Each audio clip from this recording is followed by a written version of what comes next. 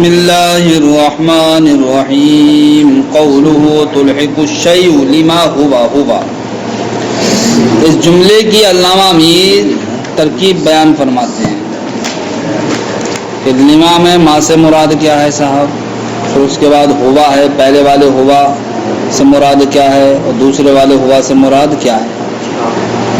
فرماتے ہیں لما ہوا ہوا میں جو لفظ ما ہے یہ کیا، یہ موصولہ ہے اور دو ضمیریں دکھ رہی ہیں ہوا ہوا، ان میں سے ایک ضمیر تو ما ہی کی جانب لوٹ رہی ہے، یعنی کہ لفظ ما کا کیا ہے وہ صلہ ہے، اور دوسری ضمیر سے مراد کیا ہے، دوسری ضمیر سے مراد ہے شے. کیا؟ شے. تو ما کیا ہو گیا اس میں موصولہ، اور اس کے بعد جو پہلی ضمیر آ رہی ہے اس کا مرجع کون ہے، یہی ما موصولہ، اور دوسرا والا ما ہے اس سے مراد کیا ہے، شے. حاصل کلام اور اس کا معنی کا نچوڑ یہ نکلے گا کہ تلحق الشیء لما ہوا ہوا کا معنی یہ ہے کہ جو شے کو اس کی ذات کی وجہ سے لاحق ہو، جو شے کو شے ہونے کی وجہ سے لاحق ہو، مطلب جو شے کو اس کی ذات کی وجہ سے لاحق ہو، جو شے کو اس کی ذات کی وجہ سے لاحق ہو. اقول میں کہتا ہوں لفظۃ ما موصولہ، لفظ ما کیا ہے، موصولہ ہے. وَأَحْدُ الضَّمِيرَيْنِ رَاجِعٌ إِلَى مَا، اور دو ضمیروں میں سے ایک یہ لفظ ما کی طرف راجع ہے، وَالْآخَرُ إِلَى الشَّيْءِ، اور دوسری شے کی طرف، یعنی پہلے والی ضمیر سے مراد کیا ہے، ما ہے، اور دوسرے والی ضمیر سے مراد شے ہے. مطلب کیا، اے تلحق الشیء للامر الذی، یعنی شے لاحق ہوتی ہے اس کو کہ جو وہ ہے، یعنی کہ ذالک الامر، جو امر ہوا ای ذالک الشیء، یعنی شے اس امر کو لاحق ہوتی ہے کہ جو خود وہ امر ہے، جو خود وہ کیا ہے، امر ہے. وحاصل ہو، اس کا حاصل یہ تلحق الشیء لذاتہ، جو شے کو اس کی ذات کی وجہ سے لاحق ہو، جو شے کو لاحق ہو اس کی ذات کی وجہ سے، یعنی کہ تلحق الشیء لما ہوا ہوا، تو دوسرے والے ہوا سے مراد شے ہوگا، پہلے والے ہوا سے مراد تو مائی ہے. تو اب مطلب کیا ہوگا، عوارض ذاتیہ وہ کہلاتے ہیں جو شے کو لاحق ہوں، جو اس شے کو لاحق ہوں جو شے ہے. یہی تو ہوگا ترجمہ جی، یعنی عوارض ذاتیہ کہتے ہیں جو اس شے کو لاحق ہو جو شے ہے، جو یا یہ کہو گے جو شے کو شے ہونے کی وجہ سے لاحق ہو، اس کا حاصل معنی یہ نکل کے آئے گا. عوارض ذاتیہ کہتے ہیں جو شے کو اس کی ذات کی وجہ سے لاحق ہو. اچھا صاحب، مثالیں پیش کی گئی تھی، کہا گیا تھا جیسے کہ تعجب جو ذات انسان کو لاحق ہوتا ہے، تعجب بھائی کی وجہ سے لاحق ہوتا ہے، اس کی ذات کی وجہ سے. سب بلا دیا، کچھ یاد نہیں ہے. عوارض کی تھی، عوارض کی اولن دو قسمیں تھیں، عوارض ذاتیہ، عوارض غریبہ. عوارض ذاتیہ کس کو کہتے ہیں، جو شے کو اس کی ذات کی وجہ سے لاحق ہو. تو کیا مثال دی تھی، یہ تو دی تھی تعجب جو انسان کو لاحق ہوتا ہے اس کی ذات کی وجہ سے. سوال یہاں پر یہ ہے کہ تعجب وغیرہ کو عوارض ذاتیہ میں سے شمار کرنا یہ درست نہیں ہے. کیوں؟ اس لیے کہ عارض وہ ہوتا ہے شے کا جو شے پر محمول ہوتا ہے، شے کا عارض وہ ہوتا ہے شے پر. تعجب کو عارض کہنا یہ درست نہیں. کیوں؟ اس لیے کہ تعجب ہے مصدر، اور مصدر کا حمل ذات پر ہوتا نہیں ہے. جب مصدر کا حمل ذات پر ہوتا نہیں ہے تو تعجب کا حمل اب انسان پر ہوگا نہیں. جب تعجب کا حمل انسان پر ہوگا نہیں تو اب اس کو عارض کہنا یہ درست ہوگا نہیں ہوگا. اس لیے کہ عارض تو وہ ہوتا ہے جو شے پر محمول ہوتا ہے، شے سے خارج ہوتا ہے. یہ شے سے خارج تو ہے لیکن شے پر محمول نہیں. اس کا جواب کیا ہے؟ اس کا جواب علامہ امیر یہ دیتے ہیں کہ علماء مناطقہ سے بہت ساری جگہ پر اس کتاب میں ایسا ہوا ہے کہ انہوں نے مبدا یعنی کہ مشتق کو ذکر کر دیا ہے. اس کو مشتق یعنی مشتق منہ کو ذکر کر دیا، اس کو مشتق منہ، لیکن مراد اس سے کیا لیا گیا ہے، مراد اس سے مشتقات لیے گئے ہیں. یعنی کہ اسم فاعل اسم مفعول وغیرہ. تو اکثر مناطقہ سے ایسا ہوا ہے کہ انہوں نے مصدر کو ذکر کیا ہے لیکن مصدر کو ذکر کرنے کے بعد اسماء مشتقہ یعنی کہ اسم فاعل یا اسم مفعول مراد لیا ہے. تو جب معاملہ یہ ہے وہی معاملہ تعجب جیسی مثالوں میں ہوا ہے کہ تعجب یہ مصدر ہے، اگرچہ یہاں پر مصدر کو ذکر کیا گیا ہے لیکن یہ کائے کے معنی میں ہے، اسم فاعل متعجب کے معنی میں. تو اب جناب والا دیکھو جب یہ اسم فاعل کا معنی میں ہو جائے گا تو اسم فاعل کا ہوتی ذات ہوتی ہے تو ذات کا حمل ذات پر لازم آئے گا نہ کہ وصف کا حمل ذات پر.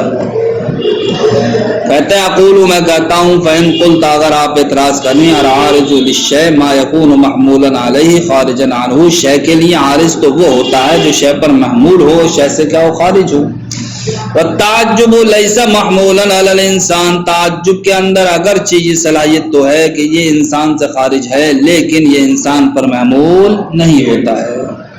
وہ عجیبہ اس کا جواب دیا گیا ہے بأنهم يتسامحون في العبارات كثيرا کہ علماء مناطقہ سے عبارتوں میں بہت زیادہ تسامح ہوا ہے. کس معنی کر فیذکرون مبدأ المحمولی، اس معنی کر کہ وہ محمول کے مبدا کو ذکر کرتے ہیں یعنی کہ مشتق منہ کو ذکر کرتے ہیں کہ جس سے کسی شے کا اشتقاق کیا جاتا ہے، وہ کیا کہلاتا ہے مشتق منہ. یعنی کہ اس میں فاعل اس میں مفعول وغیرہ یہ کائے سے نکل کے آتے ہیں، سب کے سب مصدر سے نکل کے آتے نہیں آتے ہیں، تو مصدر کا کہلاتا ہے مشتق منہ، اور خود اس میں فاعل اس میں مفعول کا کہلائیں گے مشتق. جیسے تعجب اور نطق اور ذہق اور کتابت وغیرہ ویریدون بها المحمولات المشتقۃ منها، لیکن مراد اس سے کیا لیتے ہیں؟ وہ محمولات لیتے ہیں جو اس سے مشتق ہوتے ہیں. یعنی کہ ان کو الفاظ بدل کے یوں کہہ لو کہ مناطقہ نے اکثر ایسا کیا ہے کہ وہ مصدر کو ذکر کرتے ہیں، مصدر کو ذکر کرنے کے بعد مشتق من اور اس سے کا مشتقات کو مراد دیتے ہیں، مشتقات کو مراد دیتے ہیں. ایسا ہی یہاں پر ہے کہ تعجب اگرچہ مصدر ہے، مصدر کو ذکر کرنے کے بعد اس میں فاعل یعنی متعجب مراد لیا ہے. اس صورت میں اب تعجب کو امر عارض بنا کر کے پیش کرنا یہ کیا ہو جائے گا؟ درست ہو جائے گا.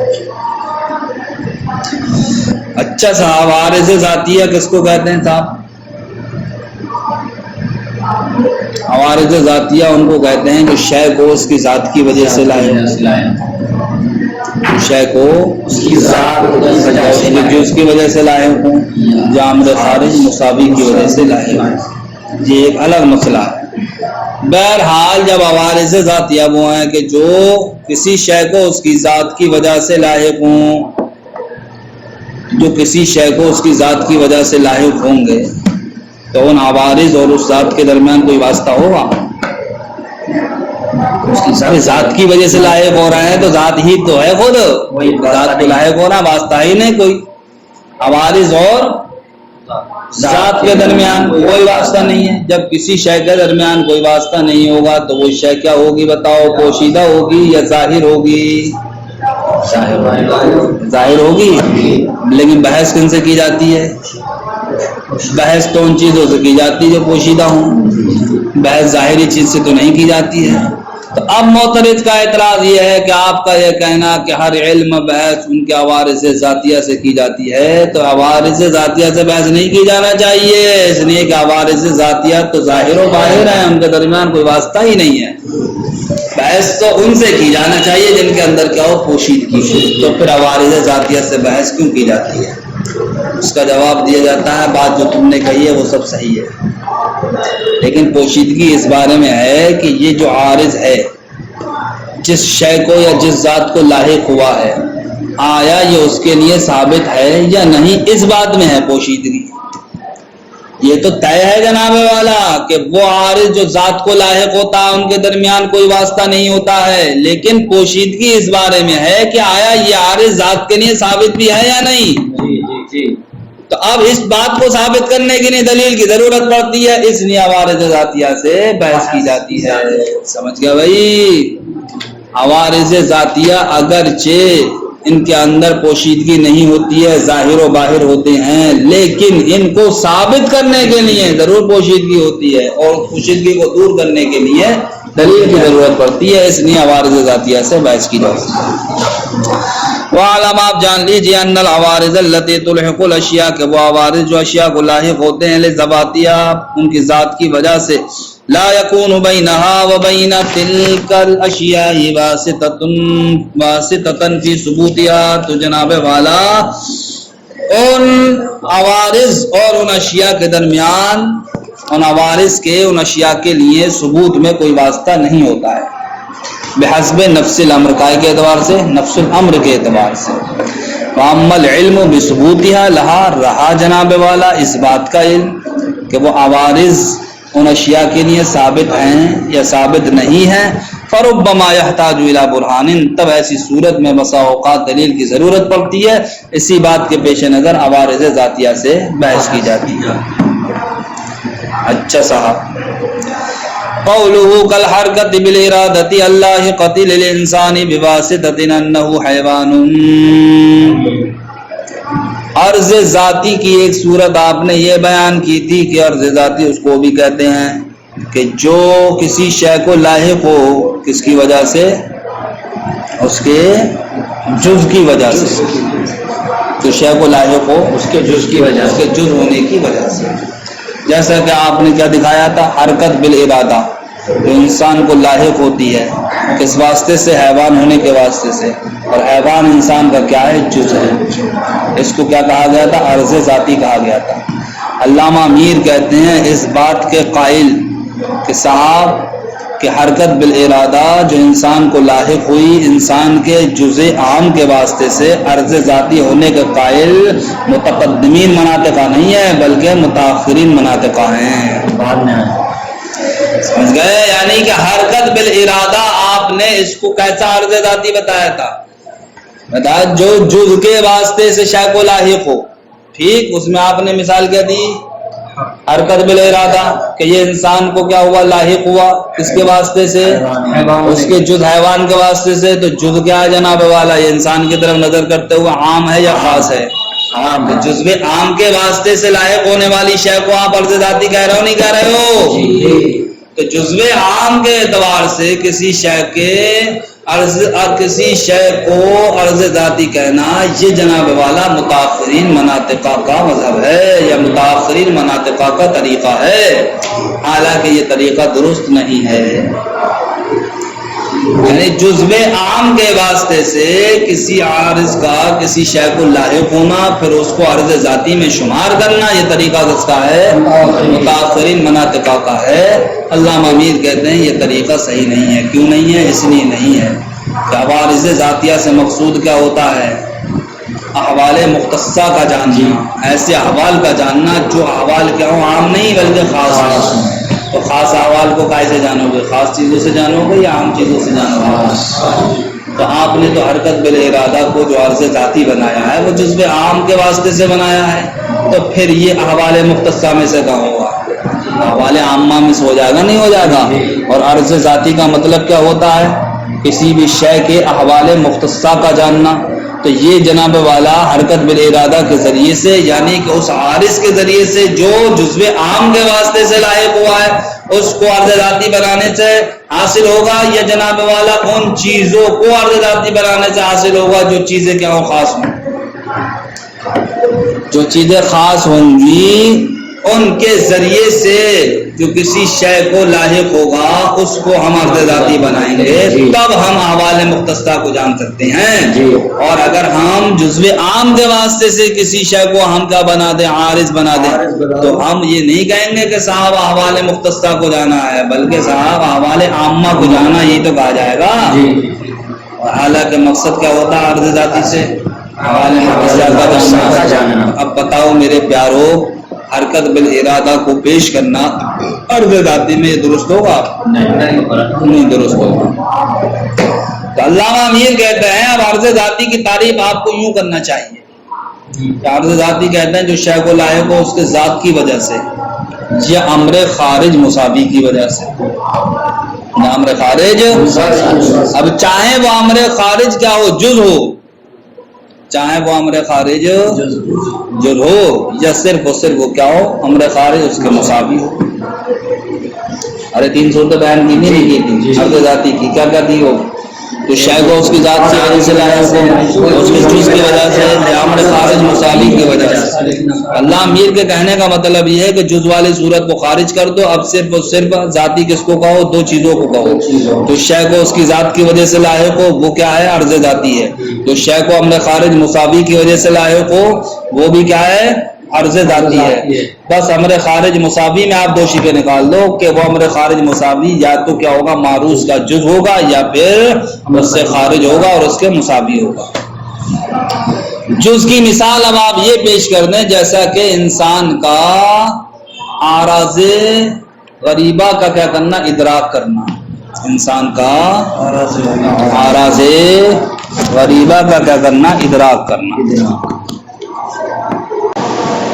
جیسے انسان کا امور غریبہ کا ادراک کرنا، کس واسطے سے؟ اس واسطے سے کہ انسان کیا ہے؟ ناطق ہے، ٹھیک؟ اور ناطق انسان کا کیا ہے؟ یہ جز ہے۔ ناطق انسان کا کیا ہے؟ جز ہے۔ لیکن بتاؤ جز عام ہے کیا؟ یہ نہیں، جز خاص ہے، نہیں ہے۔ لہذا جب ہم یہ کہیں گے کہ عارض ذاتی وہ ہے کہ جو شے کو اس کی ذات کی وجہ سے لاحق ہو، یا امر خارج مساوی کی وجہ سے لاحق ہو، اب چاہے وہ امر خارج مساوی اس کا جز ہو، تب ایسی صورت میں ہم جو مذکورہ صورت میں متاخرین کے طریقے کے اعتبار سے خرابی لازم آ رہی تھی، اس خرابی سے بچ جائیں گے۔